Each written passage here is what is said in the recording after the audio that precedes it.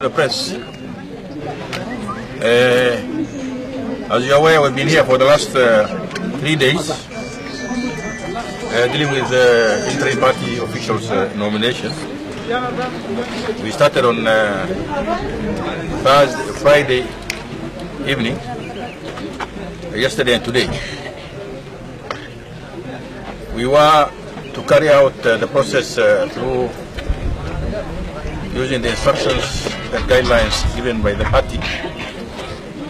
And those guidelines require the stakeholders. The first stakeholders are elected leaders, from the governor all the way to MCAs, and aspirants, from governor aspirant to MCAs, officials of the party which were dissolved, which merged to form Jubilee, and also aspirant contestant actually who contested on the party in the last election. So we saw some variation from that. Two gentlemen, returning officers, were sent from the party, as is done nearly to the rest of the country. So there was a lot of pressure that we have other stakeholders to join the process. The first day there was no much complaint, people accepted, let us sit there. I mean, we sat together, they gave us a brief. But from day one, it was very evident that it was very difficult to move forward. We had a long break yesterday, and in the afternoon we managed to put at least a reasonable number of persons to sit down and agree on a criteria to divide those slots of 19. Finally, it was agreed that these slots will be shared according to the constituency, and also because constituencies are inhabited by people, on the basis of constituency and clans. So we came with 19 slots, 3 from each of the sub-counties, and 1 for Mandera East sub-county because it's the headquarters and also cosmopolitan more than the others. So this 19, again, it was converted to see how we can share it on equal clan basis. And the clans have different strengths in various constituencies. On the basis of those strengths, it was agreed that we'll have 10 slots for the Mandera community, and we'll have 4 for Morale community, 3 for the Jubilee community, 2 for Kuna tribe. And because there was also that with the Marihan brothers, it was thought maybe you can ask the party to give another slot to them, whatever else we can discuss, maybe so that it became 20 persons in that way. So we agreed last night that we go and divide this on clan basis. So this morning various clans met and sat and met.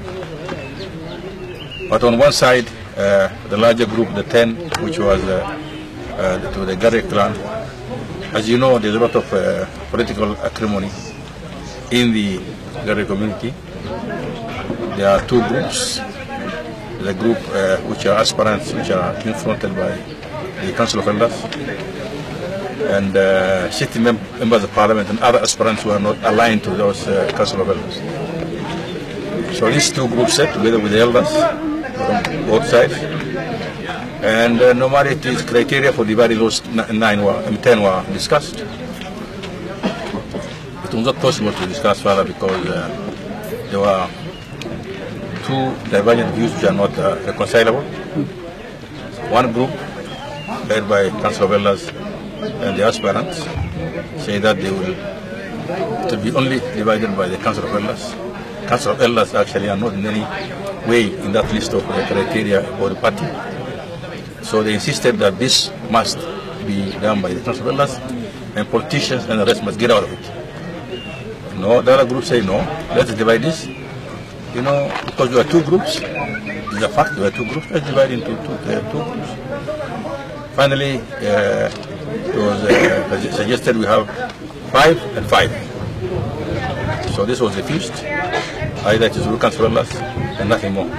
So the Council of Elders team walked away with the aspirants. We tried to suggest that we call the returning officers into the room to give them the view that we have disagreed. They said no, we don't need them. So they walked away. So we are left. So we tried to contact the The returning officers, they are nowhere to be found. We are told they have left. And now we see a release of them on the social media. So apparently, it was already decided, predetermined, that at least be prepared. So all what we are doing was actually something which is in vain. So we had contacted the party headquarters. We talked to Honorable Lafay Tuju, we talked to Veronica Maina, who is the Secretary General. We told them what the problems are, and that there was no agreement made. Only at least 9 names were agreed upon by the other group of tribes. 10. So we agreed now. We will, as we discussed here, take 5 names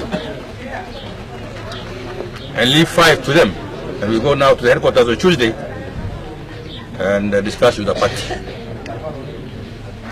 Okay? So in the meantime, we have again discussed with those 9 and 5, 14 of them together, and try to feed them in the slots. Who is the chair? Who is the vice chair? Who is the secretary general? Who is this? We left 5 slots because everybody, all the 19 will be officials. So we put all those guys in slots, and we'll discuss with the party there. This is where we are. So you might hear a lot of things on social media. You hear a lot of lies which are being peddled around.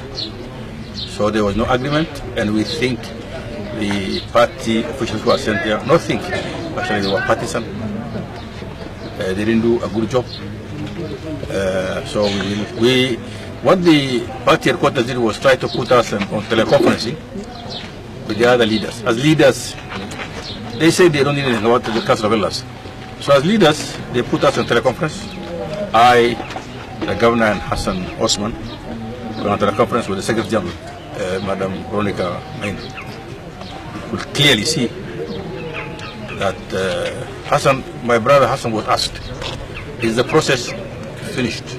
He said yes. Has been completed? Yes. How is it completed? He said we agreed, we get 10, 3, this. So elders brought the names. So Robert asked, has it finished? He said no. We disagreed. So there was a quarrel on that telephone when we asked at the conference.